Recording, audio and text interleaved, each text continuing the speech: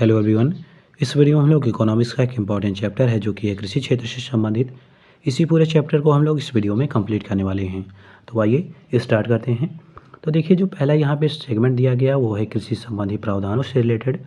तो पहला क्वेश्चन इसमें ये कह रहा है कि जो प्राथमिक क्षेत्र होता है उसके अंतर्गत कौन कौन सी चीज़ें सम्मिलित होती हैं। तो इनमें देखिए, कृषि सम्मिलित होता है, खनन होता है, वानिकी होता है, मत्स्यन होता है, डेयरी होता है। तो ये जो चीज़ें हैं इनको प्राथमिक क्षेत्र के अंतर्गत सम्मिलित किया जाता है। अब अगले क्वेश्चन में कह रहा है भारत में जो खाद्य प्रबंधन है इसका उद्देश्य क्या है। तो इनके उद्देश्यों में पहला उद्देश्य है खाद्यान्नों की खरीद करना, दूसरा है खाद्यान्नों का वितरण करना, तीसरा है खाद्यान्नों के बफर स्टॉक का रखरखाव करना और चौथा है खाद्यान्नों का निर्यात करना। तो ये सारे खाद्य प्रबंधन के उद्देश्य हैं। अब अगले क्वेश्चन में कह रहा है कि राष्ट्रीय कृषि नीति 2000 में भूमि सुधार के जिस उपाय पर जोर दिया गया है वो कौन सा है। तो वह है जोतों की चकबंदी करना। अब अगले में कह रहा है भारत में पट्टेदारी सुधार के उपायों में और कौन कौन सी चीज़ें सम्मिलित हैं। तो इनमें देखिए है लगान का विनियमन करना, पट्टा अवधि की सुरक्षा प्रदान करना, इसके अतिरिक्त जो पट्टेदारी या स्वामित्व है इसकी घोषणा करना। तो ये सभी जो उपाय हैं वो पट्टेदारी सुधार में सम्मिलित किए गए हैं। अब अगले में कह रहा है भारत में कृषि सब्सिडी प्रदान की जाती है। तो देखिए, जो भारत है वहाँ पे प्रत्यक्ष और अप्रत्यक्ष ये दो प्रकार की सब्सिडियाँ कृषि में प्रदान की जाती हैं। अब अगला इसमें दिया गया है कि विभिन्न जो पंचवर्षीय योजनाएं थी उनमें कृषि क्षेत्र में वृद्धि कितनी हुई थी परसेंट में और उनमें परिव्यय कितना था प्रतिशत में, इसको हम लोग इसमें देखने वाले हैं। तो देखिए, जो पहली पंचवर्षीय योजना थी उसमें कृषि क्षेत्र में वृद्धि हुई है 2.71%। दूसरी में देखा जाए तो 3.15% की वृद्धि हुई है और तीसरी ये काफ़ी इंपॉर्टेंट है क्योंकि इसमें -0.73% की वृद्धि कृषि में हुई थी। परिव्यय की बात की जाए तो इसमें 12.7% परिव्यय किया गया था। उसके बाद देखिए, जो 3 वार्षिक योजनाएं चली थी तो उनमें देखिए विकास जो दर थी कृषि की वो थी 4.16% और जो इसमें परिव्यय था ये था 16.7%। चौथी योजना की बात देखी जाए तो इसमें विकास हुआ था 2.57% ये विकास दर था और परिव्यय था इसमें 14.7%। पाँचवीं की देखा जाए तो विकास दर थी इसमें 3.28% कृषि में विकास दर थी और परिव्यय इसमें था 12.3%। छठी की बात की जाए तो इसमें 2.52% विकास दर था और परिव्यय इसमें था 6.1%। सातवें में विकास दर था तो 3.47%, परिव्यय था इसमें 5.8%। जो दो वार्षिक योजनाएं चली थी 90 से 92 के मध्य, इनमें देखिए जो विकास दर थी कृषि की वो थी 1.01%, परिव्यय था इसमें 5.8%। जो आठवीं योजना चली तो आठवीं योजना में देखिए विकास दर थी 4.72%, परिव्यय इसमें था 5.8%। नवीं जो योजना चली उसमें देखिए विकास दर थी 2.44%, परिव्यय इसमें शामिल था 4.9%। इसके अतिरिक्त देखिए जो 10वीं योजना चली इसमें देखिए वृद्धि दर थी 2.30% और परिव्यय इसमें था 3.9%। 11वीं योजना की देखा जाए तो इसमें विकास दर था 3.30% और 12वीं पंचवर्षीय योजना की बात देखी जाए तो इसमें विकास दर था कृषि का 4.0%, जो कि लक्ष्य निर्धारित किया गया था। अब अगले क्वेश्चन में कह रहा है प्रत्यक्ष कृषि सब्सिडी क्या है या किसे कहा जाता है। तो देखिए, जो नगद सहायता सरकार के द्वारा हमको प्रदान की जाती है और जो डायरेक्ट हमको हमारे खाते में या हमको मिल जाती है तो उसी को हम लोग प्रत्यक्ष सब्सिडी कहते हैं। अब अगला देखिए, अगले क्वेश्चन में क्या दिया गया है। तो अगले क्वेश्चन में कह रहा है कि अप्रत्यक्ष सब्सिडी के अंतर्गत कौन कौन सी चीज़ें सम्मिलित होती हैं। तो इनमें देखिए जो ऋणों में छूट होती है, मतलब जो सरकार हमको ऋणों में छूट देती है, ये अप्रत्यक्ष सब्सिडी है। इसके अतिरिक्त देखिए सिंचाई व बिजली जो बिल हैं इनमें जो छूट प्रदान की जाती है यह भी अप्रत्यक्ष सब्सिडी है। इसके अतिरिक्त देखिए जो उर्वरक बीज हैं, कीटनाशक हैं, इनमें भी जो छूट प्रदान की जाती है, तो ये सब अप्रत्यक्ष सब्सिडी के एग्जाम्पल्स हैं। अब अगले क्वेश्चन में ये कह रहा है कि बैल पूंजीपति किसे कहा जाता है। तो ध्यान दीजिएगा, जो किसान होते हैं जिनके पास कुछ साधन तो हैं लेकिन वो धनाढ्य नहीं हैं तो उन्हीं को बैल पूंजीपति कहा जाता है। अब अगला दिया गया है यहाँ पे कृषि और जो संबंधित क्षेत्र हैं उससे उनमें किस वित्तीय वर्ष में जीवीए में कितनी वृद्धि हुई थी इसको जान लेते हैं। तो देखिए, जो वित्तीय वर्ष था 19-20 इसमें जीवीए में परसेंटेज वृद्धि थी 5.5%। जो 20-21 का ड्यूरेशन था वित्तीय वर्ष इसमें वृद्धि दर थी जीवीए में 3.3%। 21-22 में देखिए तो 3.5% था। इसके अतिरिक्त देखिए जो 22-23 था इसमें 4.0 जीवीए में वृद्धि दर थी। अब अगला देखिए, अगले में कह रहा है कि जो भारत में सीमांत भूमि जोत है उसका आकार क्या है। तो यह है 1 हेक्टेयर से कम, मतलब किसी के पास अगर 1 हेक्टेयर भूमि है या उससे कम है तो उसको हम लोग सीमांत भूमि कहते हैं। अगले में कह रहा है किसान जिसके पास 1 से 2 हेक्टेयर तक के जोत हैं उन्हें क्या कहते हैं? तो उनको लघु कृषक या लघु जोत वाले कृषक उनको कहा जाता है। अब अगला देखिए श्रेणियाँ बताई गई हैं, काफ़ी इंपॉर्टेंट है ये। तो ये यूपीएससी का जो एग्ज़ाम होता है प्रीलिम्स का, उसके 2023 में प्रीलिम्स में ये क्वेश्चन पूछा गया है कि सीमांत जोत किसे कहते हैं, लघु जोत किसे कहते हैं। तो ये सारे क्वेश्चन ऑलरेडी पूछे गए हैं। तो देखिए पहला है सीमांत जोत। तो इसमें होता है 1 हेक्टेयर से अगर कम भूमि है किसी कृषक के पास तो उसको हम लोग सीमांत जोत वाला कृषक कहते हैं। लघु जोत की बात की जाए तो 1 से 2 हेक्टेयर की मध्य ज़मीन होनी चाहिए। अर्ध मध्यम जोत की बात की जाए तो 2 से 4 हेक्टेयर की मध्य ज़मीन होगी तो उसको हम लोग अर्ध मध्यम जोत कहेंगे। मध्यम जोत जब कहेंगे जब 4 से 10 हेक्टेयर के मध्य किसी के पास भूमि होती है तो उसको हम लोग मध्यम जोत कहते हैं। बृहद जोत होती है कि 10 हेक्टेयर से अगर ज़्यादा है भूमि है या 10 हेक्टेयर है तो इसको हम लोग बृहद जोत वाले कृषक कहते हैं। अब अगला क्वेश्चन यहाँ पे ये कह रहा है कि भारत में बीज प्रतिस्थापन दर जिसको इंग्लिश में सीड रिप्लेसमेंट रेट कहते हैं, ये निम्न क्यों बना हुआ है? तो देखिए निम्न बने रहने का कारण ये है कि जो प्रमाणित व गुणवत्ता वाले बीज हैं इनके मांग और आपूर्ति का जो अंतराल है वो काफ़ी कम है, इसलिए जो इसकी स्थिति है वो काफ़ी निम्न बनी हुई है। अब अगला देखिए अगले क्वेश्चन में क्या दिया गया है। तो अगले में कह रहा है भारत में, ध्यान दीजिएगा, कह रहा है भारत ने भविष्य में खाद्य लक्ष्यों की प्राप्ति हेतु राष्ट्रीय बीज नीति की उद्घोषणा की है। कब की थी? तो वर्ष 2002 में। अगले में कह रहा है नाफेड किससे संबंधित है? तो कृषि उत्पादों के विपणन से संबंधित है। अगले में कह रहा है भारत में कृषि उत्पादों के बाजार को विनियमित किया जाता है। तो कैसे विनियमित किया जाता है? तो देखिए एक नियम है जिसका नाम है कृषि उत्पाद विपणन समिति अधिनियम, इसी के अंतर्गत इसको विनियमित किया जाता है। अब अगले में कह रहा है उत्पादन में काष्ठ के हलों के स्थान पर अगर इस्पात के हलों का उपयोग किया जा रहा है तो ये किस चीज़ का एग्जाम्पल है? तो एग्जाम्पल है कि पूंजी बढ़ गई है, क्योंकि पहले देखिए काष्ठ का हल यूज़ होता था, अब इस्पात का यूज हो रहा है तो जाहिर सी बात है पूंजी बढ़ गई है। पूंजी बढ़ने के साथ साथ इसकी प्रौद्योगिकी प्रगति भी हुई है, मतलब जैसे पहले काष्ठ होता था अब उसकी जगह लोहे का हल यूज होने लगा है। तो इसको इस प्रकार से कहा जाएगा कि पूंजी बढ़ी है, साथ ही साथ प्रौद्योगिकी में भी प्रगति हुई है। तो ये इसका एग्जाम्पल है। अब अगले क्वेश्चन में कह रहा है कि भारतीय जो कृषि है उसमें निम्न उत्पादकता का कारण क्या है? काफ़ी इंपॉर्टेंट है। तो देखिए निम्न उत्पादकता का कारण ये है कि आवश्यकता से अधिक लोग यहाँ पे कृषि में लगे हुए हैं, मतलब जो कृषि है उसमें जितने लोग की आवश्यकता है उससे ज़्यादा इसमें लोग कार्यरत रहते हैं। दूसरा इसमें रीज़न है कि जोत का जो आकार है वो काफ़ी छोटा आकार है यहाँ पे। थर्ड जो इसका कारण है ये है कि उत्पादन की जो पिछड़ी तकनीकी है उसका यूज किया जाता है। तो ये सारे कारण हैं। अब अगला देखिए अगले क्वेश्चन में ये कह रहा है कि जो भारत सरकार है उसने कीमत स्थिरीकरण कोष की स्थापना की है, किन चीज़ों के लिए की है? तो देखिए की है कॉफ़ी के लिए, चाय के लिए, रबर के लिए, बागानी के लिए एवं जो व्यापारिक फसलें हैं उनके लिए भारत सरकार ने कीमत स्थिरीकरण कोष की स्थापना की हुई है। अब अगले में कह रहा है जो कीमत स्थिरीकरण कोष है इसकी स्थापना कब हुई थी? ये हुई थी वर्ष 2004 में। अगले में कह रहा है 14-15 में, 2014-15 में कीमत स्थिरीकरण कोष में कुछ और भी चीज़ें सम्मिलित की गई थी। उन चीज़ों में कौन कौन सी चीज़ें हैं? तो इनमें देखिए प्याज शामिल है, आलू है, दाल है, इन सब चीज़ों को भी शामिल किया गया है। अब अगले में कह रहा है भारत में सहकारी कृषि के विचार के समर्थक नहीं थे। कौन नहीं थे? तो ये थे चौधरी चरण सिंह। अगले में कह रहा है कृषि वस्तुओं की गुणवत्ता के मानकीकरण से संबंधित है, तो ये है एगमार्क।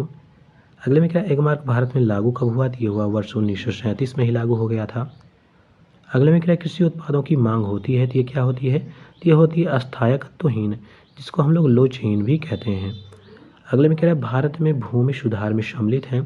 तो देखिए भूमि सुधार के अंतर्गत बिचौलियों की समाप्ति भी सम्मिलित है, भू जोतों का एकत्रीकरण किया जाए और जो सहकारी कृषि है इसको बढ़ावा दिया जाए। तो ये जो सारी चीज़ें हैं ये भूमि सुधार के अंतर्गत इनको सम्मिलित किया गया है। अब अगला देखिए अगले क्वेश्चन में ये कह रहा है कि जो आर्थिक गतिविधियाँ होती हैं जो सभी ग्रामीण बस्तियों में प्रबल होती हैं इनको हम लोग क्या कहते हैं? तो इनको हम लोग प्राथमिक क्षेत्र की गतिविधियाँ कहते हैं। अब अगले में कह रहा है जो सहकारी आंदोलन है ये सर्वप्रथम प्रारंभ हुआ था, कहाँ पे प्रारंभ किया गया था? तो कृषि शाख के क्षेत्र में इसको प्रारंभ किया गया था।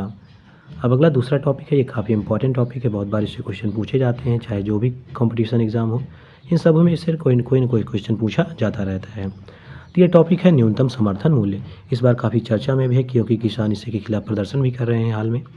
तो देखिए पहला क्वेश्चन इससे ये पूछा जा रहा है कि भारत सरकार किसानों को कृषि कार्य हेतु प्रोत्साहित करने के लिए फसल बुआई से पूर्व किस चीज़ की घोषणा करती है? तो ये होता है न्यूनतम समर्थन मूल्य, जिसको हम लोग एमएसपी कहते हैं। अब अगले में कह रहा है भारत सरकार जो होती है न्यूनतम समर्थन मूल्य की घोषणा करती है कितनी फसलों की, तो 23 फसलों के लिए ये घोषणा की जाती है।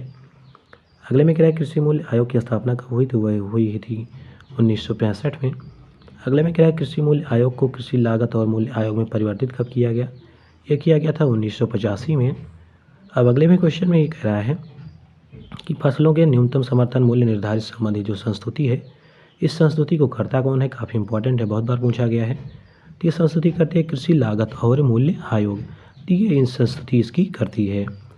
अब अगला क्वेश्चन यहाँ पे ये कह रहा है कि ये कह रहा है कृषि लागत और मूल्य आयोग के उद्देश्य क्या हैं, मतलब इसका कार्य क्या है या इसका उद्देश्य क्या है, पर्पज़ क्या है। तो देखिए इसका उद्देश्य होता है कि जो कृषि मूल्य हैं इनका स्थिरीकरण किया जाए। दूसरा होता है कृषकों के लिए जो सार्थक वास्तविक और आय स्तर हैं इनको सुनिश्चित किया जाए। तीसरा उद्देश्य होता है कृषकों के लिए अधिकतम मूल्य सुनिश्चित करना। तो ये सारे काम होते हैं कृषि लागत और मूल्य आयोग के। अब अगले में ये कह रहा है कि जो कृषकों के प्रोत्साहन हेतु बुआई के मौसम से पहले सरकार द्वारा घोषणा की जाती है वो क्या होता है, तो वो होता है न्यूनतम समर्थन कीमत, जिसको हम लोग एमएसपी कहते हैं। अब अगले में कह रहा है गन्ने का जो उचित और पारिश्रमिक मूल्य होता है जिसको हम लोग एफआरपी कहते हैं, इसका अनुमोदन कौन करता है, तो ये करता है आर्थिक मामलों की कैबिनेट कमेटी। तो ध्यान दीजिएगा एमएसपी जो है वो गन्ने के लिए नहीं लागू की जाती है, मतलब गन्ने के लिए एमएसपी घोषित नहीं होती, इसके लिए घोषित होती है एफआरपी, जिसको घोषित करता है आर्थिक मामलों की कैबिनेट कमेटी। तो ये बात आप लोग याद रखिएगा। अब अगले क्वेश्चन में कह रहा है वह मूल्य जिस पर जो सरकार होती हैं किसानों से खाद्य क्रय करती हैं, तो इसी को न्यूनतम समर्थन मूल्य कहा जाता है। अगले में कह रहा है कृषि लागत और मूल्य आयोग न्यूनतम समर्थन कीमतों की सिफारिश करता है कितनी फसलों के लिए, तो 23 फसलों के लिए ये सिफारिश की जाती है। अब अगले में कह रहा है जो चावल का मूल्य है इसको प्रभावित करने वाली नीतियाँ कौन कौन सी हैं, ये इंपॉर्टेंट क्वेश्चन है। ये बेसिकली यूपीएससी का जो प्रीलिम्स का होता है, आईएएस का प्रीलिम्स का एग्ज़ाम, उसमें डायरेक्टली ये क्वेश्चन पूछा गया है, वहीं से क्वेश्चन लिया भी गया है। तो देखिए इसमें पहला ये कह रहा है कि जो न्यूनतम समर्थन मूल्य होता है ये भी जो चावल का मूल्य है इसको प्रभावित करने वाली नीति है। दूसरा कह रहा है सरकार द्वारा जो व्यापार किया जाता है तो ये भी क्या है, ये भी चावल के मूल्य को प्रभावित करने वाली नीति है। अगले में कह रहा है सरकार द्वारा जो भंडारण किया जाता है तो ये भी चावल को प्रभावित करती है, इसकी नीति को, इसके मूल्य को। अगले में कह रहा है जो उपभोक्ता सहायकी होते हैं जिसको हम लोग सब्सिडी कहते हैं, ये भी प्रभावित करती है। अगला कह रहा है जो घरेलू मूल्य वृद्धि है इस पर निर्यात प्रतिबंध करना, तो ये जो सारी चीज़ें हैं ये चावल के मूल्य को प्रभावित करती हैं। अब अगले में कह रहा है कृषि में सार्वजनिक निवेश माना जा सकता है, ये भी यूपीएससी में पूछा गया है। तो देखिए कहने का मतलब ये है कि हम कब कहेंगे कि जो कृषि है उसमें सार्वजनिक निवेश किया गया है, तो जब हम इन चीज़ों में निवेश करेंगे। जैसे देखिए कहा जा रहा है कि प्राथमिक कृषि साख समितियों का अगर हम लोग कंप्यूटरीकरण करेंगे तो इसको कहा जाएगा कृषि में जो सार्वजनिक निवेश है वो किया गया है। इसके अतिरिक्त हम लोग अगर जो सामाजिक पूंजी विकास है ये काम करेंगे तो इसको भी हम लोग कृषि में सार्वजनिक निवेश मानते हैं। तीसरा इसमें ये कह रहा है कि जो सरकार होती है उनके द्वारा जो शीतगार होते हैं जिसको हम लोग कोल्ड स्टोर कहते हैं, इन सुविधाओं की अगर स्थापना की जा रही है तो इसको हम लोग मानेंगे कि जो सार्वजनिक निवेश है ये किया गया है। अब अगला देखिए अगले क्वेश्चन में ये कह रहा है कि जो समर्थित मूल्यों पर खाद्यान्न की सार्वजनिक नीति होती है ये सुनिश्चित क्या करती है, तो ये सुनिश्चित करती है कि जो कृषि मूल्य हैं उनमें स्थिरता रहे, जो कृषक हैं उनको प्रेरणादायक मूल्य प्राप्त हो। तीसरा इसमें कह रहा है कि जो सार्वजनिक वितरण है उसके लिए खाद्यान्नों का भंडारण किया जाए। अब अगला देखिए अगले क्वेश्चन में ये कह रहा है कि भारत में व्यावसायिक फसलों के लिए मूल्य समर्थित अभियान के कार्यान्वयन के लिए केंद्रीय नोडल एजेंसी कौन है, काफ़ी इंपॉर्टेंट है। तो ये है नाफेड। नाफेड क्या काम करती है, तो ये काम करती है कि जो व्यावसायिक फसलें होती हैं उनके लिए मूल्य समर्थित अभियान के कार्यान्वयन ये काम करती है, ये है नाफेड संस्था। अब अगले में कह रहा है वर्ष 1997 से 98 के बाद न्यूनतम समर्थन मूल्य के संदर्भ में सत्य कथन कौन सा है, तो देखिए जो 97-98 था उसमें ये घोषित किया गया कि जो न्यूनतम समर्थन मूल्य होगा इसको हम लोग C2 से ज़्यादा रखेंगे। अब ये C2 क्या है, तो C2 होता है कॉस्ट प्राइस, जिसको हम लोग कहते हैं जैसे कोई फसल लगाना है तो कृषक जो भी उसमें चीज़ें लगाएगा जितना उसको खर्च आएगा तो उसी के खर्च को हम लोग C2 कहते हैं। तो मतलब यहाँ पे 97-98 में ये घोषित किया गया कि जो न्यूनतम समर्थन मूल्य होगा उसके द्वारा जो लगाई गई कॉस्ट है उसके कॉस्ट से ज़्यादा होगी। तो ये घोषित किया गया था 1997-98 में। अब अगले क्वेश्चन में कह रहा है जो न्यूनतम समर्थन मूल्य होता है एमएसपी जिसको कहते हैं, इसके निर्धारण में विचार किया जाता है, किन किन चीज़ों का विचार किया जाता है, ये भी यूपीएससी में पूछा गया है। तो देखिए इसमें विचार किया जाता है कि उत्पादन लागत क्या है, इसके अतिरिक्त जो अंतर्राष्ट्रीय एवं घरेलू बाजार हैं उनमें कीमतों में क्या प्रवृत्तियाँ देखी जा रही हैं, मतलब वो सस्ते हैं, महंगे हैं, इनका भी ध्यान दिया जाएगा।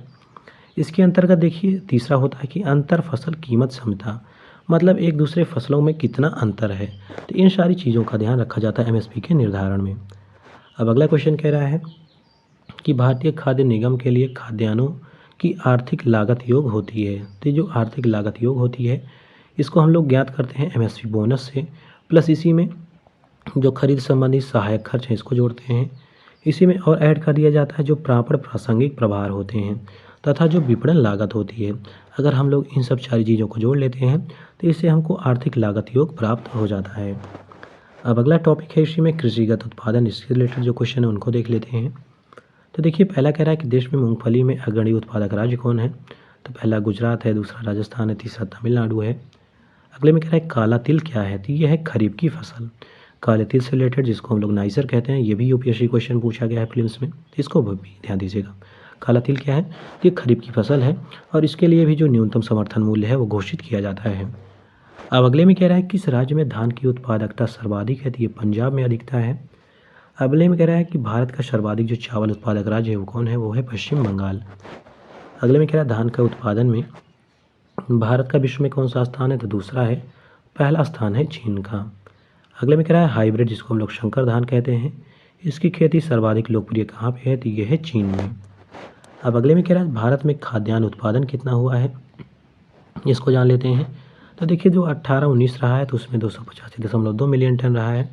इसी के सीक्वेंस में देखिए तो ये लगातार बढ़ता रहा है और ये बढ़कर देखिए 2022-23 है उसमें 330.53 मिलियन मीट्रिक टन के उत्पादन हुआ है। तो एक तरह से देखा जाए कि जो खाद्यान्न है वो लगातार बढ़ता ही गया है। तो ये बेसिक चीज़ आप लोग ध्यान दीजिएगा। अब अगला देखिए, अगले में ये कह रहा है कि स्वतंत्रता के बाद से भारत ने सर्वाधिक प्रगति किसमें की है। तो गेहूँ के उत्पादन में की हुई है। अगले में कह रहा है उत्तर प्रदेश अग्रणी उत्पादक है किन चीज़ में। तो देखिए गेहूँ में भी अग्रणी है, गन्ना में भी है, आलू में भी है। तो इन सभी चीज़ों में उत्तर प्रदेश अग्रणी है। अगले में कह रहा है विश्व का चीनी का कटोरा किसे कहा जाता है। तो ये कहा जाता है क्यूबा देश को। ये क्या है, ये विश्व में चीनी का कटोरा है। अब अगला क्वेश्चन ये कह रहा है कि विश्व में सर्वाधिक जो काफ़ी है वे उत्पादन देश कौन सा है। तो ये ब्राज़ील है। अगले में कह रहा है भारत का राज्य जो देश का 70% से अधिक काफ़ी उत्पादन अकेले करता है। तो ये कर्नाटका करता है।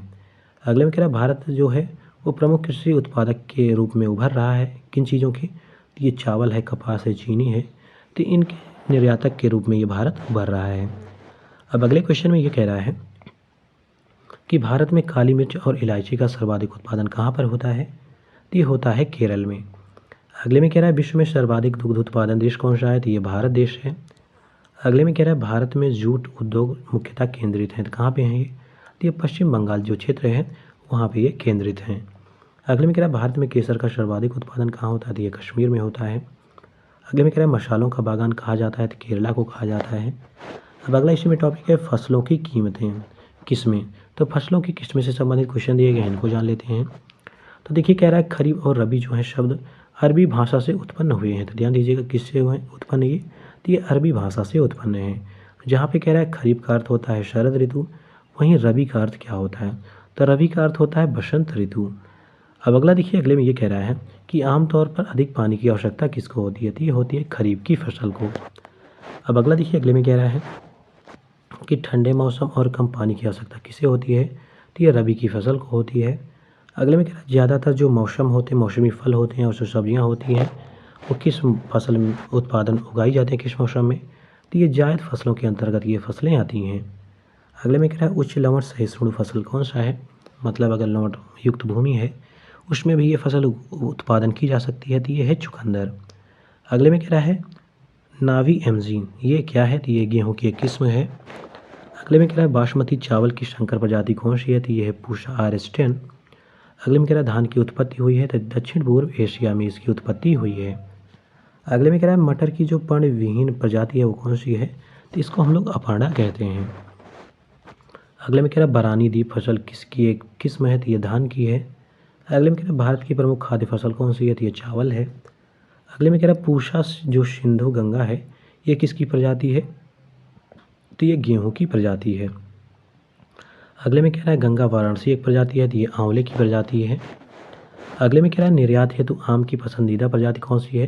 तो ये है अल्फांसो। अल्फांसो क्या है? तो ये एक आम की प्रजाति है। अगले में क्या है? लौंग क्या उत्पादन होता है? तो लौंग होता है जो पौधे की सूखी ये पुष्प कलिका होती है। काफ़ी बार बायोलॉजी से रिलेटेड ये क्वेश्चन है, बहुत बार पूछा गया है कि क्या होता है ये? तो ये पुष्प कलिका होती है। अगले में कह रहा है कपास प्राप्त होता है, तो ये फूल से होता है। जूट या जिसको शनई कहते हैं, ये किससे प्राप्त होता है? तो ये तने से होता है। सफ़ेद सोना किसे कहते हैं? तो कपास को कहते हैं। हरित स्वर्ण किसे कहते हैं? तो बाँस को कहा जाता है। अब अगला क्वेश्चन देखिए, अगले में क्या दिया गया है? तो देखिए यहाँ पे कुछ फसल हैं, उनकी किस्में बताई गई हैं, तो थोड़ा सा एक बेसिक सा जान लेते हैं क्योंकि ज़्यादा जानना इंपॉर्टेंट है नहीं। तो गेहूँ में देखिए ये है STBM, जिसको चपाती गेहूँ कहते हैं। ये समय से इसकी बुआई होती है। देखिए जो UP 338 है, SD 2687 है, श्रेष्ठ हैं, ये सब बेसिकली क्या है? तो ये सारी जब गेहूँ की प्रजातियाँ, इनको देख लीजिएगा। उसके बाद देखिए चना की कुछ प्रजातियाँ, जिनमें पूसा 256 है, सम्राट है, अवरोधी पंत है, पूषा हैं, राधे हैं, ये सब चना की किस्में हैं। मटर की देखा जाए तो देखिए इसमें रचना है, मटर है, मालवीय है, मटर 1 है, VL मटर 1 है, अपर्णा है, सपना है, उत्तरा है, पूषा है, प्रगति है, सब मटर की फसलें हैं। आलू की देखा जाए तो कुफरी पुखराज है, कुफरी अशोका है, कुफरी जवाहर है, तो ये सब फसलें आप लोग याद रखिएगा। कुफरी मोहन है। अब अगला देखिए, अगले में कह रहा है जो धान की कुछ फसलें हैं, तो जवाहर धान है, 3245 है ये, गोविंद प्रसाद है, साकेत 4 है, पंत धान है, तो ये सब बेसिकली धान की किस्में हैं। अब मक्के की कुछ देख लीजिए, तो गंगा 2 है, गंगा 5 है, H58 है, पंत संकुल है, मक्का 3 है, श्वेता है, ये सब क्या है? मक्का की किस्में हैं। अब अगला देखिए कुछ और किस्में हैं। अरहर की देखिए T21 है, उपास है, KPL 43 है, आज़ाद है, GTH1 है, नारेंद्र फस है, ये सब इसकी फसलें हैं अरहर की। मूंगफली के देखा जाए तो T64 है, T28 है, गिरनार 3 है, तो ये सब क्या हैं? ये सब मूंगफली की हैं। कपास की ऐसे देखा जाए तो H1098 है, H777 है, सुरभि है, सूरज है, ये सब क्या है? कपास की किस्में हैं। गन्ने की देखा जाए तो पंत है 84212, स्कॉश 88216, इससे सब जो समृद्धि है, करण 8 है, 9 है, ये सब क्या है? गन्ना की किस्में हैं। सूरजमुखी की देखिए तो ये है संकुल मॉडर्न, इसके अतिरिक्त SS3322 हैं, ये सब जो फसलें हैं सूरजमुखी की हैं। तंबाकू की देखा जाए तो भारत की प्रथम संकर किस्म है GTH1, इसके अतिरिक्त देखा जाए तो जयश्री है, ये सब BDK 20 है, मोतिहारी है, संगमी है, ये सब तंबाकू की किस्में हैं। जूट की देखा जाए तो JRO 524 है, या ये है JRO 204 सुरेन, ये सब जूट की किस्में हैं। अब अगला इसी में टॉपिक है कृषि प्राविधियाँ हैं, इनसे रिलेटेड जो क्वेश्चन है उसको देख लेते हैं। तो देखिए पहला क्वेश्चन ये कह रहा है कि लोगों की दैनिक मांग को पूरा करने के लिए नगरों के परिधीय जो क्षेत्र हैं उनमें जो सब्जियां उगाना होता है उनको क्या कहते हैं? तो इसको हम लोग ट्रक कृषि कहते हैं। तो ट्रक फार्मिंग या ट्रक कृषि किसे कहते हैं? तो लोगों की जो दैनिक मांग की चीज़ें हैं उनको पूरा करने के लिए नगरों की जो परिधि के क्षेत्र स्थित होते हैं वहाँ सब्जियां उगाई जाएँ और उन सब्जियों को क्षेत्र में, शहर में पहुँचाया जाए, तो इसी को ट्रक फार्मिंग कहा जाता है। अब अगला देखिए, अगले क्वेश्चन में कह रहा है कि ट्रक जो कृषि शब्द है इसका प्रयोग सर्वप्रथम किया गया था, ये संयुक्त राज्य अमेरिका में किया गया था। अब अगला देखिए, अगले में कह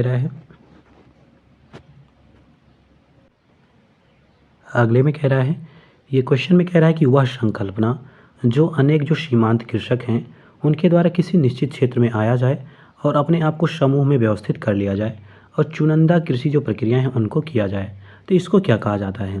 तो इसी को लघु कृषक बड़े खेत कहा जाता है। मतलब छोटे छोटे कृषक थे, उन्होंने अपने खेत को इकट्ठा कर लिया, एक जगह पर इकट्ठा करके वहाँ पे कृषि कर रहे हैं, तो इसी को लघु कृषक बड़े क्षेत्र कहते हैं।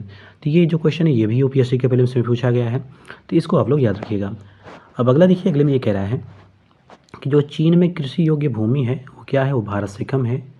अगले में कह रहा है जो चीन में सिंचित भूमि क्षेत्र है वो क्या है? वो भारत से वो भी कम है। अगले में कह रहा है जो चीन है उसमें प्रति हेक्टेयर कृषि औसत उत्पादकता कितनी है? तो भारत से अधिक है। ध्यान दीजिएगा, प्रति हेक्टेयर जो उत्पादकता है वो ज़्यादा है। और बाकी देखा जाए तो कृषि योग्य जो भूमि है वो भी कम है, जो सिंचित क्षेत्र हैं वो भी कम है। तो इनको आप लोग याद रखिएगा क्योंकि ये डायरेक्टली बहुत बार ये क्वेश्चन पूछे गए हैं कि क्या जो चीन में सिंचित क्षेत्र है वो ज़्यादा है या कम है। तो इस प्रकार से क्वेश्चन बहुत बार पूछे जाते हैं। अब अगला देखिए, अगले क्वेश्चन में ये कह रहा है कि कृषकों द्वारा अपने परिवार की आवश्यकताओं को पूरा करने के लिए किए जाने वाले कृषि को क्या कहते हैं? तो इसको निर्वाही कृषि कहते हैं।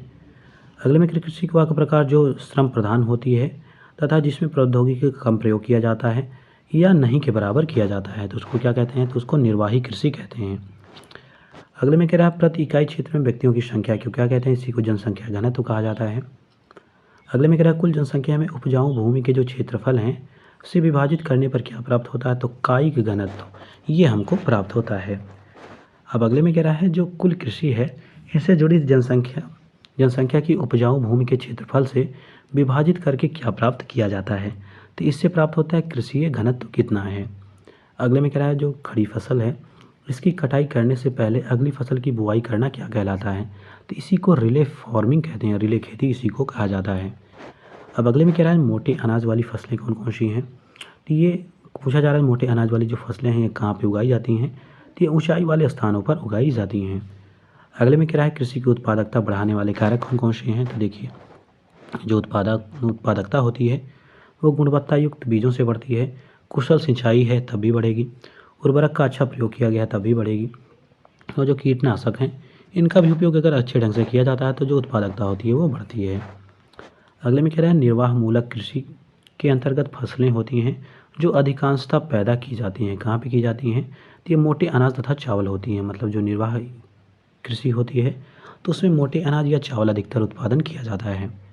अगले में कह रहा है भारत में फसलों के सामान्य मौसम कौन से हैं, तो रबी हैं, खरीफ हैं, जायद हैं, तो ये सब फसलों के सामान्य मौसम हैं। अगले में कह रहा है रबी की फसलें बोई जाती हैं तो शीत ऋतु में बोई जाती हैं अक्टूबर से नवंबर के मध्य।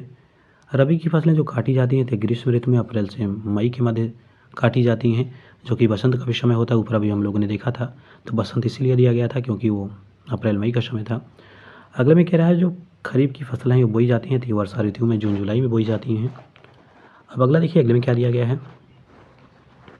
अगले में कह रहा है जो खरीफ की फसल है ये काटी कब जाती है, तो शीत ऋतु में काटी जाती है सितंबर अक्टूबर के मध्य। जायद की फसल ऋतु क्या है, तो ये वर्षा ऋतु होती है।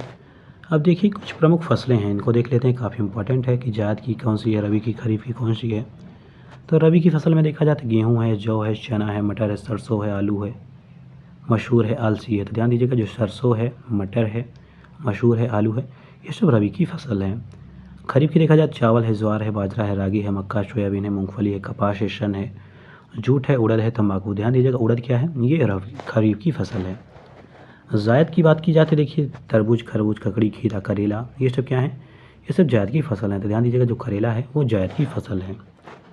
अब अगले में कह रहा है कि खेती के इस प्रकार में कह रहा है खेती के लिए पहले कह रहा खेती करने के लिए किए जाने वाले फॉर्म सरकार की संपत्ति होते हैं और भूमि पर प्रबंधन सरकारी कर्मचारियों द्वारा किया जाता है। इसको हम लोग कौन सी खेती कहते हैं, तो इसको राजकीय खेती कहा जाता है। अगले में कह रहा है राजकीय खेती जो होता है फार्म सामान्यतः चलाए जाते हैं, तो ये अनुसंधान व बीज अच्छे बीज के लिए ये जो फॉर्म है जिसको हम लोग राजकीय खेती कहते हैं, ये राजकीय खेती जो सरकार के द्वारा कराई जाती है तो इसका उद्देश्य ये होता है कि इसमें अनुसंधान भी किया जाए और जो अच्छे बीज हैं इनको भी विकसित किया जाए, तो इसीलिए जो राजकीय खेती है ये की जाती है। अब अगले में कह रहा है सहकारी इकाइयों के माध्यम से ऊंची दर प्राप्त होती है, तो ये चीनी उत्पादन में प्राप्त होती है। अगले में कह रहा है भारत में कृषि को समझा जाता है तो इसको हम लोग अभी भी जीविका उपार्जन का साधन ही समझते हैं।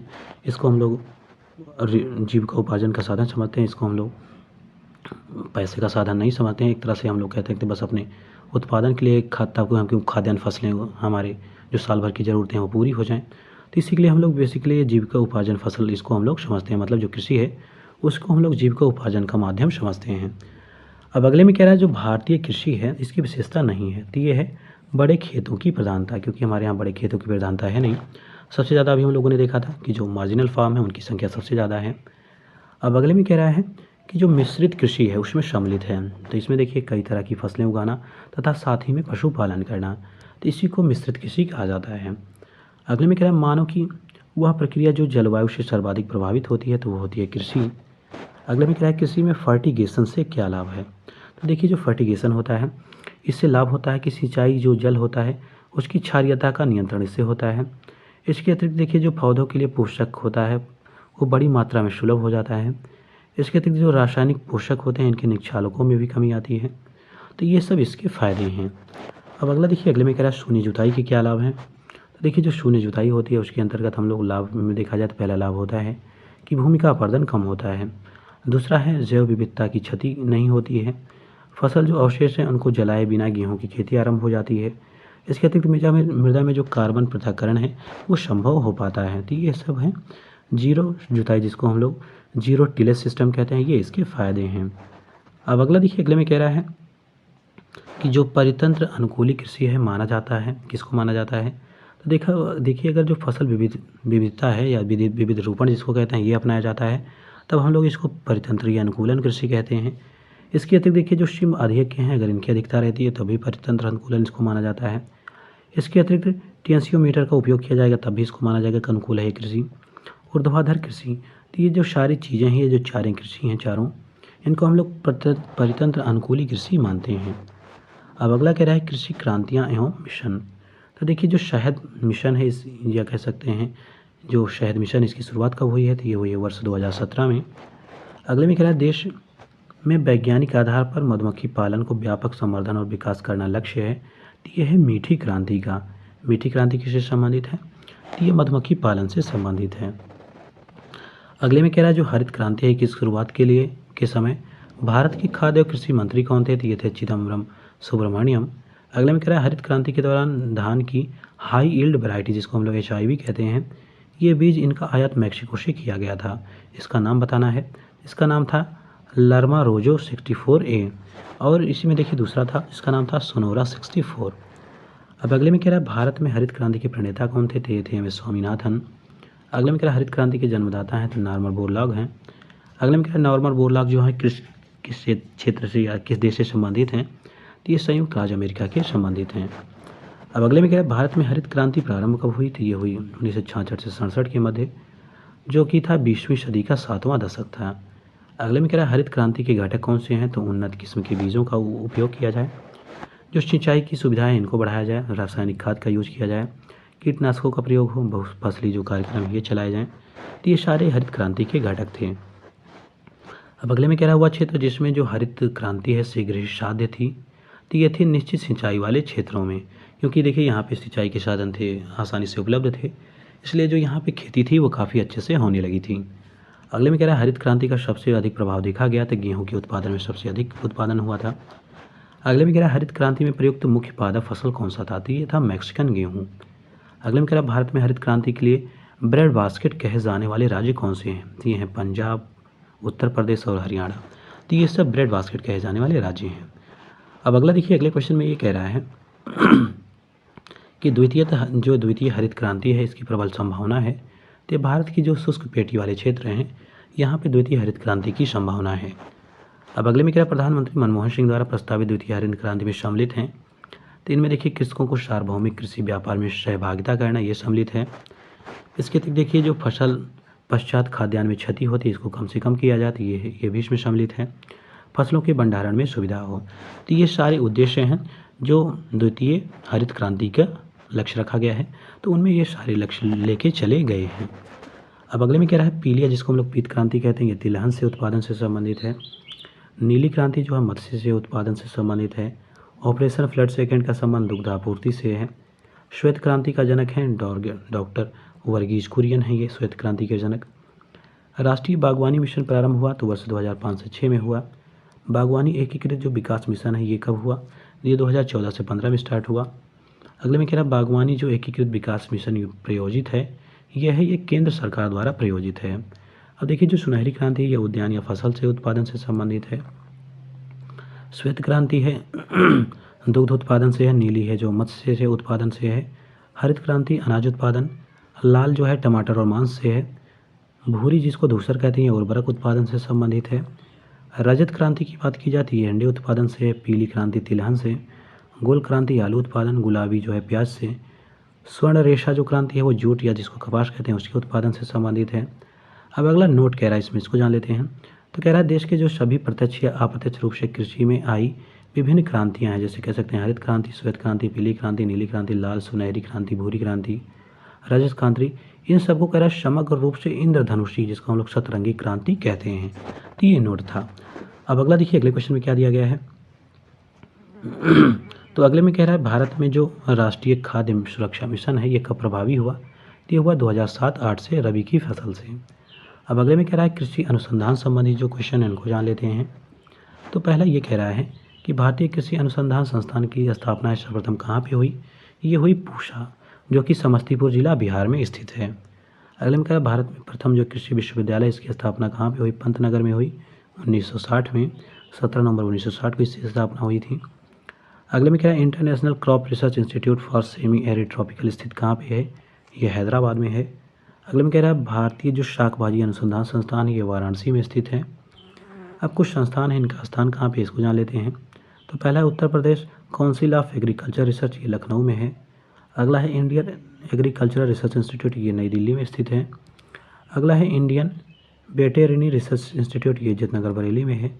अगला है नेशनल डेयरी रिसर्च इंस्टीट्यूट, ये करनाल हरियाणा में है। अगले क्वेश्चन में कह रहा है, भारत ने राष्ट्रीय खाद्य सुरक्षा प्राप्त कर ली है, परंतु कह रहा है पारिवारिक सुरक्षा प्राप्त नहीं की है। इसका आशय क्या है या इसका मतलब क्या है? तो देखिए, इसका मतलब है कि खाद्यान्न स्टॉक जो है पर्याप्त है, लेकिन फिर भी सभी परिवारों को उससे प्राप्त करने में सामर्थ्य नहीं है। मतलब जो परिवार हैं उनको प्राप्त करने में सामर्थ्य नहीं है। अब अगले में क्या है, राष्ट्रीय जो चावल अनुसंधान संस्थान, जिसको हम लोग नीरी कहते हैं, ये स्थित कहाँ पे है? तो कटक उड़ीसा में है। अगले में क्या है, राष्ट्रीय चावल अनुसंधान केंद्र की स्थापना कब हुई? तो 23 अप्रैल 1946 को इसकी स्थापना हुई थी। अगले में क्या है, अंतर्राष्ट्रीय चावल अनुसंधान केंद्र कहाँ पे है? मनीला फिलीपींस में है, फिलीपींस में। अगले में क्या है, अंतर्राष्ट्रीय चावल अनुसंधान संस्थान का दक्षिण एशियाई क्षेत्रीय केंद्र जो है उत्तर प्रदेश के किस जिले में है? तो ये वाराणसी में स्थित है। अगले में क्या है, अंतर्राष्ट्रीय चावल अनुसंधान संस्थान की स्थापना दक्षिण एशियाई क्षेत्रीय केंद्र वाराणसी में जिस स्थान के परिसर में है वो स्थान कौन सा है? यह राष्ट्रीय बीज अनुसंधान और प्रशिक्षण केंद्र। अब कुछ क्वेश्चन और बचे हुए हैं, इसके बाद ये टॉपिक जो है वो पूरी तरह से कंप्लीट हो जाएगा। अगले में कह रहा है कृषि समितियाँ, इनको जान लेते हैं। तो पहला कह रहा है कृषकों की आय को दोगुना करने के लिए अप्रैल 2016 में गठित समिति के अध्यक्ष कौन थे? तो ये थे अशोक दलवई। अगले में कह रहा है भारत में कृषि जोतों पर कर का सुझाव किसने दिया था? ये दिया था KN राज समिति ने 1972 में। अगले में कह रहा है भारतीय खाद्य निगम के पुनः संरचित करने हेतु गठित समिति के अध्यक्ष कौन है? तो ये हैं शांत कुमार, जो 2014 में गठित की गई थी। अब अगले में क्या है, कृषि तथा कृषि की जो शाख व्यवस्था से जुड़ी हुई प्रमुख समितियाँ हैं उनको जान लेते हैं। पहली समिति है, इसका नाम है कृषि नीति कमेटी गॉडगिल समिति, जिसको कहते हैं, ये गठित हुई थी 1945 में। अगली है अखिल भारतीय शाख सर्वेक्षण समिति, जिसको हम लोग AD गोरेवाला समिति कहते हैं, ये गठित हुई थी 51 में। बलवंत राय मेहता समिति 1957 में गठित की गई। अगली थी commission for agriculture castor and prices, ये गठित की गई थी ML दांतवाला आयोग के द्वारा, ये गठित हुई थी 1965 में। अगली थी अखिल भारतीय ग्रामीण शाख सेवा 1969 में गठित हुई थी। अगली थी S नरीमन समिति, जिसको हम लोग लीड बैंकिंग के क्षेत्र में स्थापना की बात की गई थी, ये गठित हुई थी 1969 में। राज कमेटी, जिसका उद्देश्य था taxation on agriculture wealth and income, तो ये थी कृषि जोत से संबंधित, जो कि गठित की थी 1972 में। अगली थी अशोक मेहता समिति, जो बनाई गई थी 1977 में। अगली थी ML दांतवाला समिति, जिसका उद्देश्य था ब्लॉक लेवल प्लानिंग है तथा क्षेत्रीय ग्रामीण बैंक के ग्रामीण जो शाख हैं उनके ढांचों में प्रमुख भाग होने की संस्तुति करना, ये गठित की गई थी 1978 में। अगली थी शिवरामन कमेटी, बनाई गई थी 1979 में। अगले में कह रहा है S खुसरो कमेटी, जो बनाई गई थी 1986 में। अगली थी नरसिंह कमेटी, जो कि वित्तीय प्रणाली कमेटी से संबंधित थी, जो क्षेत्रीय ग्रामीण बैंक हैं उनकी स्थापना कैसे होगी इसके लिए बताया गया था, ये बनी थी 1991 में। अगली है HR खान कमेटी, जो कि ग्रामीण शाख तथा माइक्रो फाइनेंस से संबंधित थी, 1997 में बनी। अगली थी SL कपूर कमेटी, जो कि बनी थी 1997 में, जो कि MSME से संबंधित थी। अब अगली कमेटी थी जिसका नाम था RB गुप्ता कमेटी, जो कि 1997 में बनी थी, किसान क्रेडिट कार्ड की संस्तुति के लिए बनाई गई थी। अगली थी नरसिंगन कमेटी सेकंड, जिसको बैंकिंग क्षेत्र में रिफॉर्म कमेटी के नाम से जानते हैं, ये बनाई गई 1998 में। अगली थी हनुमंता राव कमेटी, जो उर्वरक को नियंत्रण से बाहर लाने की संस्तुति 1998 में बनी। व्यास कमेटी, जो कि कृषि खाद्य से संबंधित थी, 2001 में बनी। अगली थी विजय पाटिल कमेटी, जो 2001 में बनी थी, सहकारी शाख समितियों में सुधार कैसे होगा इससे संबंधित थी। अगली थी शंकर लाल गुरु कमेटी, जो कि बनी थी विपणन अवसंरचना और कृषि विपणन संबंधित सुधार के लिए, 2001 में बनी थी। अभिजीत सेन समिति, जो कि दीर्घकालीन खाद्य नीति से संबंधित थी, 2002 में बनी थी। अगली थी बैद्यनाथ कमेटी, जो कि ग्रामीण विकास समिति में सुधार लाने से संबंधित थी, 2004 में इसकी स्थापना हुई थी। अगली थी Swaminathan committee, national commission on farmers, ये बनी थी 2004 में। अगली थी केसी चक्रवर्ती कमेटी, जो कि बनी 2009 में, जिसका उद्देश्य था क्षेत्रीय जो ग्रामीण बैंक हैं इनमें करार की समस्या से निपटा जाए, CRAR से। अगले में कह रहा है जो अशोक दलवई कमेटी बनी, जिसका उद्देश्य था किसानों की आय को दोगुना करना, ये बनी थी 2019 में। अब अगला है नाबार्ड के बारे में जान लेते हैं। तो पहला कह रहा है ग्रामीण अवसंरचना विकास फंड हेतु वित्त प्रदान करने वाली संस्था कौन है? ये नाबार्ड है। अगले में कह रहा है ग्रामीण अवसंरचना विकास फंड की स्थापना कब की गई थी? तो ये की गई थी 1995 में, 96 में की गई थी इसकी स्थापना। अगले में कह रहा है कृषि साख के क्षेत्र में शीर्षक संस्था कौन सी है? तो ये नाबार्ड संस्था है। अगले में कह रहा है नाबार्ड की स्थापना कब हुई? तो 12 जुलाई 1982 को नाबार्ड की स्थापना कब हुई थी? शिवरामन समिति की सिफारिश के आधार पर इसकी स्थापना हुई थी। अगले में कह रहा है कृषि एवं ग्रामीण विकास को प्रोत्साहन कौन करता है? तो नाबार्ड करता है। अगले में कह रहा है भारत में कृषि के लिए पुनर्वित्त प्रदान करने की सर्वोच्च संस्था कौन सी है? बैंक कौन सा है? तो वो नाबार्ड है। नाबार्ड का मुख्यालय कहाँ है? मुंबई में है। नाबार्ड का पूर्ण रूप क्या है? तो जान दीजिएगा, नाबार्ड काफ़ी बार पूछा गया नाबार्ड का फुल फॉर्म। तो इसका फुल फॉर्म है national bank for agriculture and rural development, ये इसका फुल फॉर्म है। अब अगला देखिए, अगले क्वेश्चन में क्या दिया गया है। अगले में कह रहे हैं नाबार्ड द्वारा पुनः वित्त उपलब्ध कराया जाता है। अगले में कह रहा है नाबार्ड द्वारा पुनः वित्त उपलब्ध कराया जाता है, तो ये राज्य भूमि विकास बैंक को उपलब्ध कराया जाता है। इसके अतिरिक्त राज्य सहकारी जो बैंक हैं इनको भी उपलब्ध कराया जाता है। इसके अतिरिक्त जो अनुसूचित वाणिज्यिक बैंक हैं इनको भी ऋण उपलब्ध कराया जाता है। जो क्षेत्रीय ग्रामीण बैंक हैं इनको भी मतलब जो पुनर्वित्त है ये उपलब्ध कराया जाता है। अब अगला देखिए, अगले क्वेश्चन में ये कह रहा है कि जो ग्रामीण परिवार हैं कुछ जो सीधी ऋण सुविधा है वो कौन प्रदान करते हैं? तो ये क्षेत्रीय ग्रामीण विकास बैंक करते हैं, भूमि विकास बैंक करते हैं। तो ये सब जो ग्रामीण बैंक हैं उनको सीधी ऋण सुविधा प्रदान करते हैं। अब अगले में कह रहा है कि जो भूमि विकास बैंक है किसानों को ऋण उपलब्ध कराता है, तो ये दीर्घ अवधि के लिए इनको ऋण प्रदान करवाता है। अगले में कह रहा है जो जिला केंद्रीय सहकारी समिति है इसका मुख्य कार्य क्या है? तो ये प्राथमिक कृषि जो समितियां हैं, साख समितियां, इनको ऋण उपलब्ध कराना। अब अगला देखिए, अगले में कह रहा है कि जो क्षेत्रीय ग्रामीण विकास बैंक है इसकी शुरुआत कब हुई थी? ये हुई थी 2 अक्टूबर 1975 को। अगले में कह रहा है क्षेत्रीय ग्रामीण बैंक की स्थापना कब हुई? हुई थी तो आरजी सराय आयोग की संस्तुति पर इसकी स्थापना हुई थी। अब ये लास्ट है जो कि है कृषिगत योजना, इसके बारे में जान लेते हैं। इसमें कह रहा है किसान क्रेडिट कार्ड की योजना की शुरुआत कब हुई? तो 98 से 99 में हुई। अगले में कह रहा है भारत में फसल बीमा योजना का शुभारंभ कब हुआ? तो 1985 में हुआ। अगले में कह रहा है प्रधानमंत्री फसल बीमा योजना शुरुआत कब हुई? तो 13 जनवरी 1916 को। अगले में कह रहा है फसल बीमा क्षेत्र में एकाधिकार है, तो राष्ट्रीय कृषि बीमा कंपनियों का इसमें ये एकाधिकार है। अगले में कह रहा है कि राष्ट्रीय विशेष कृषि उपज योजना संबंधित है, तो निर्यात योग्य कृषि उत्पादन से संबंधित है। अगले में कह रहा है सतत कृषि के लिए राष्ट्रीय मिशन की योजना कब शुरू की गई थी? ये एकीकृत खेती द्वारा कृषि उत्पादकता बढ़ाने के लिए इसको शुरू किया गया था। अगले में कहा प्रधानमंत्री किसान सम्मान निधि की शुरुआत कब हुई? ये हुई 24 फरवरी 2019 को। अगले में कह रहा है प्रधानमंत्री कुसुम योजना ये 2018-19 में हुई। प्रधानमंत्री जो कुसुम योजना है संबंधित है तो किसानों को सोलर पंप जोड़ने से ये संबंधित है। तो इस प्रकार हम लोगों ने जो इकोनॉमिक्स के क्वेश्चन दिए थे उनको हम लोगों ने कंप्लीट किया। मिलते हैं अगले वीडियो में एक नए टॉपिक के साथ।